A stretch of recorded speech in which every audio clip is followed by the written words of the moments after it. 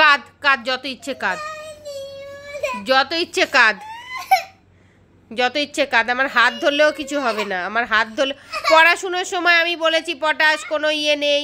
পড়াশুনোর সময় পড়াশুনো, আদরের সময় আদর। আর চোখ থেকে সবসময় জল বেরোলে হবে না। বলেছি না, পড়াশুনো না করলে কোনো দিন বড় হওয়া যায় না। আমি তোমাকে কি শিখিয়েছি?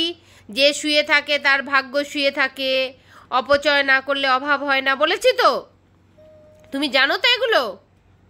জানো তো? Yes or no? Yes or no? Yes. তাহলে সেগুলো শুনতে হবে না?